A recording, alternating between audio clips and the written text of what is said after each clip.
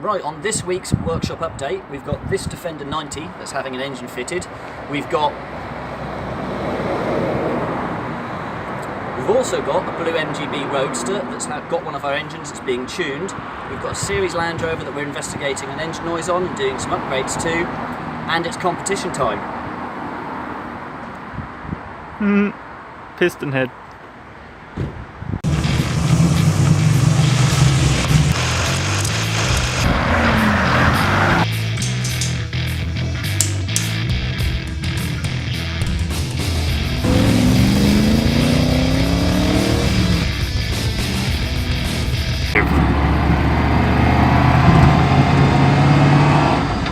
Right, Monday morning, and we're out in a Defender 90 V8, original V8. Customer dropped it off to us Friday. We're actually doing a rebuild of the original engine in this vehicle to retain the engine number. We will be getting some cylinder head work.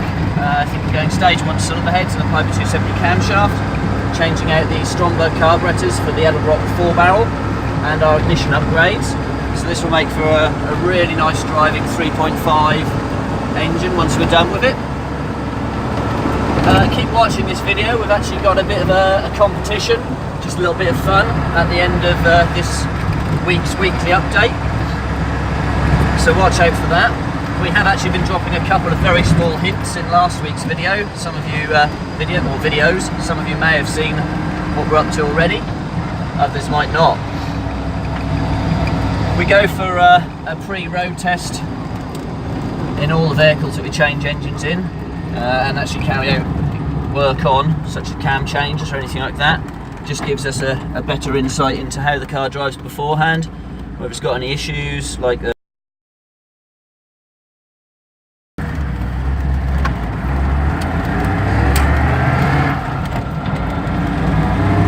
it's got a little bit of a misfire. It's not exactly a smooth V8.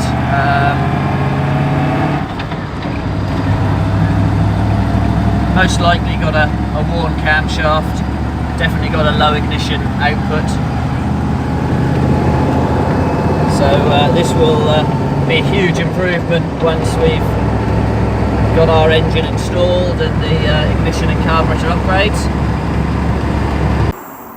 So it seems Holly's been fairly busy already, and the engine is already out of the Defender, sat here.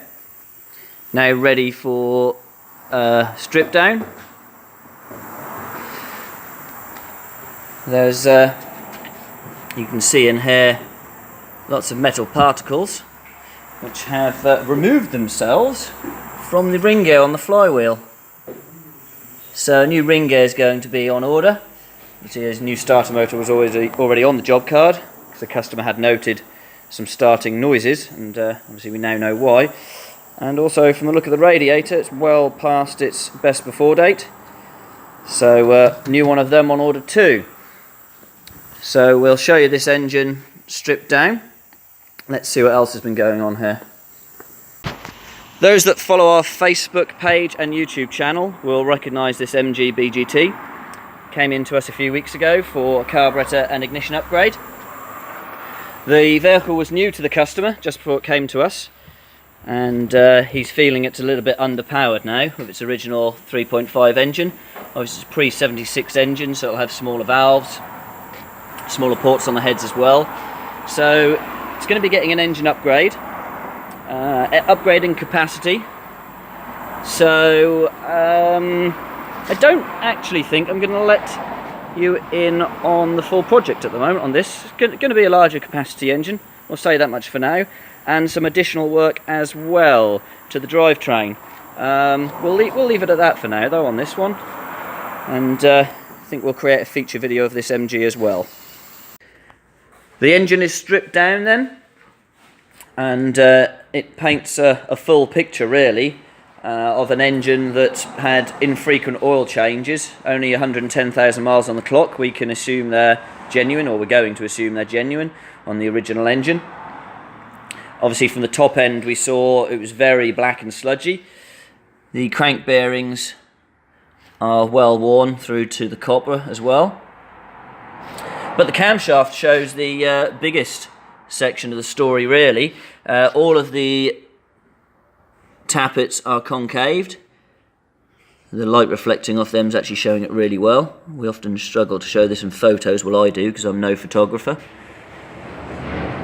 And the cam lobes, as you can see by the brown tarnishing on the centre of the lobes, they're all worn. However, this one here wins the prize because, let me get a side view of that really. If I go full rotation, you will see there is no lobe. And then we've got one very similar here as well. So those two cylinders weren't doing a lot. Totally explains why the car wouldn't pull fifth gear at 55 miles an hour. And I think rebuilding the engine, 270 camshaft with stage 1 cylinder heads, Weber carburetor and our ignition upgrades should transform this lovely 90 and give it a lifetime, assuming it's has regular oil changes, which this engine probably did not get. This Discovery 2 4 litre was recovered to us and it's coming for some diagnosis work.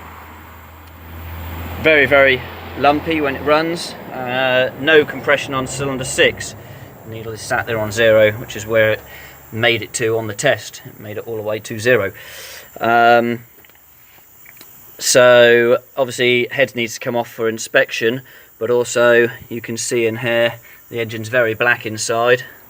It's got a worn camshaft, you can tell by the lobes down there, and yeah, overall quite an old worn engine, so we'll have a discussion with the customer as to where to go on that.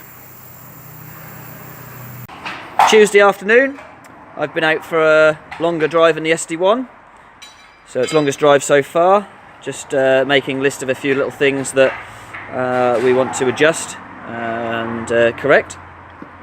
So some tiny little things like the glass in the wing mirror flapping around in the wind. Got this series Land Rover in here. It's got a Defender front end on, so I keep calling it a Defender. Customers drove this up to us because the engine is ticking, also it's not running particularly great. So obviously these power cord 10mm red leads will be coming off. They'll be getting Magna-Core plug leads in the RPI amplifier. Actually owned by the same gentleman who did the exhaust for on the 109 the other week. So that's already got the Weber carburetor and our ignition kit, and this will be going the same route. It's actually on a 360 open plane intake manifold at the moment. Great for drag racing, not great for drivability in a series Land Rover. So that will be getting changed out for an Edelbrock unit. It's already got the Edelbrock 500 carburetor, so we can set that up properly. But first we need to investigate the ticking sound. We didn't build this engine. I think it's got a stage 2 heads on a 3.9. It was done from a 3.5 block, so a little bit of investigating there to do. And just had a consignment of core material turn up. 3 engines in total, all for core material. Got a Thor engine here, complete with wiring loom and all the ancillaries. This is how we like to buy them in, it's complete engines. A Gems engine, and another Thor.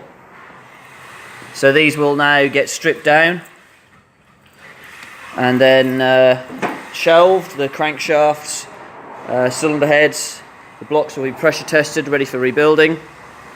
If there's any ancillaries that you're after, we do obviously have them on vehicles with braking, but also on engines that we strip down. So there's a little bit of work there to keep one of the guys in the workshop busy for a few hours. I'm pretty certain we know how to take them to bits by now. A little bit of an update on the Defender 90 again.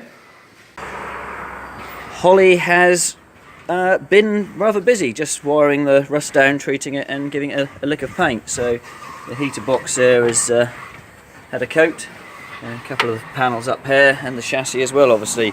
Yeah, had to stop him from going further and rebuilding it, I think, because he was getting stuck in and said, oh, what about this bit, what about that bit? Well, obviously we can do a lot more here, but it's only booked in for an engine change.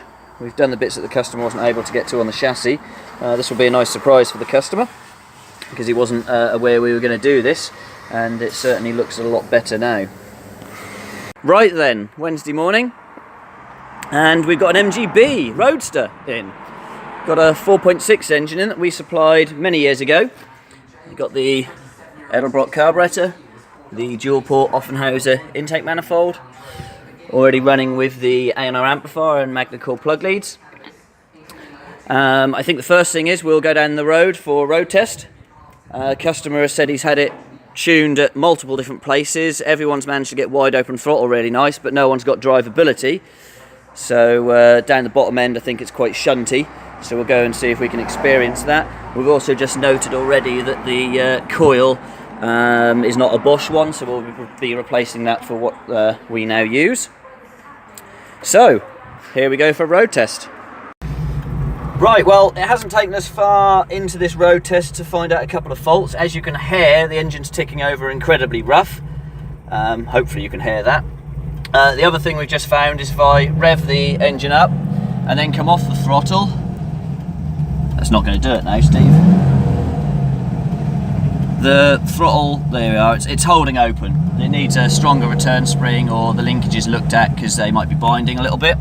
So it doesn't make for a very nice driving experience. And also when we come to pull away, if we keep it nice and slow down the bottom end, which this 4.6 should be able to do incredibly easily and well, it's incredibly jerky. It's missing and not very nice. However, on wide open throttle where it's been tuned for, it's the little rocket ship that a 4.6 MG should be. Which is great, as long as you're on a drag racing strip or a track. Not very good for the road. If we put it in 5th gear and bring it down to sort of the 1000 RPM range where this engine's party piece should be, we are sort of lumpy and awful. Hang on, let's bring it down. There we go.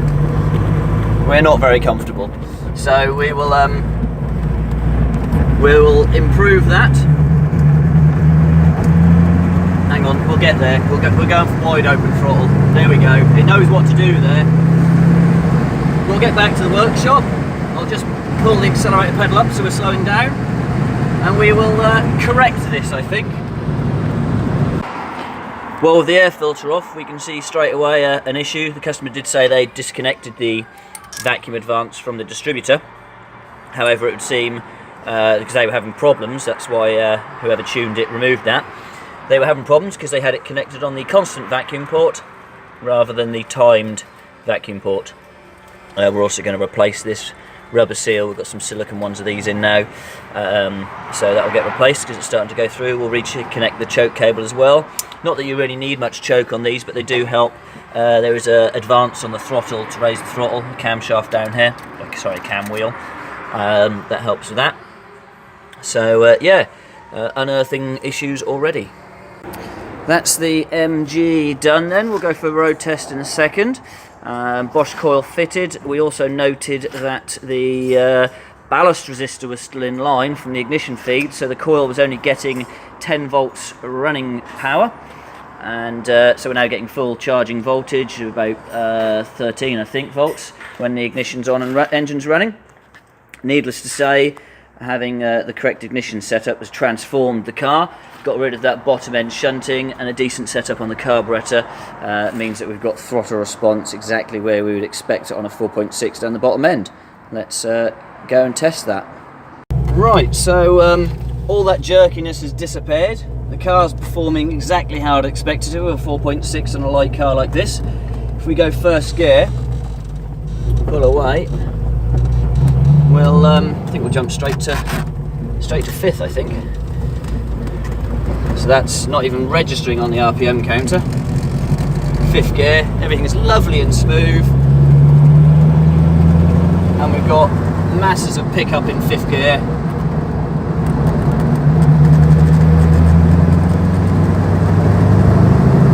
No problems there then. And if anyone's thinking, oh, we've tuned all the top end back out of the car, let's select 2nd gear.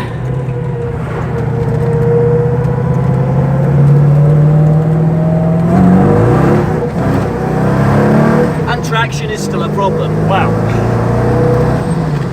I was not expecting that. Yeah, these cars do like 4.6s. I wonder if anyone's guessed what's going in the red MG yet. I don't know, but I think I'll like it.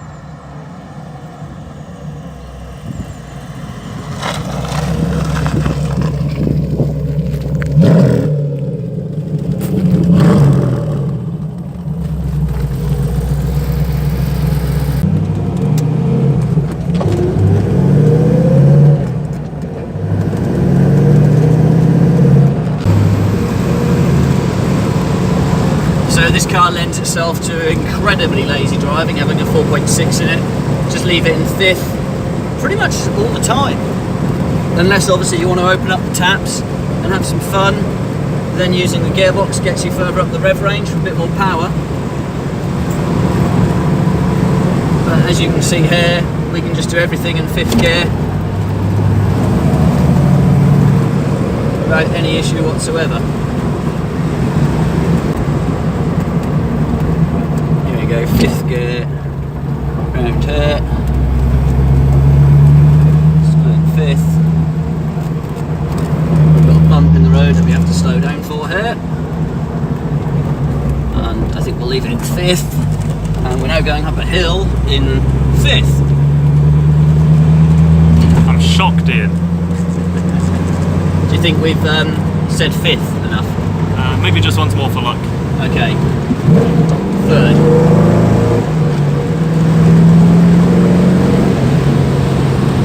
Are you sure our insurance doesn't cover me for this? Not yet, mate. Some of you may be wondering why this video is going up on a Wednesday. It's for the simple reason that everyone else here is camera shy, and I'm off to Santa Pod to watch the Euro finals tomorrow. So, competition time. We've got a selection of used pistons here that we've had powder coated in a range of different colours. And we would like you to share this video and then comment on it so that we can select somebody at random next Thursday, and we'll send you one of these pistons, the colour of your choice, anywhere in the world. We'll just select one person. Got multiple different uses that we've thought up. Some of these you can see in some of our videos. A door stop, door handles, a spark plug tester, menu holders, business card holders. They make a good paperweight, they do not make a good cup. Pen holder, ashtray, trophies, and also fish tank ornaments.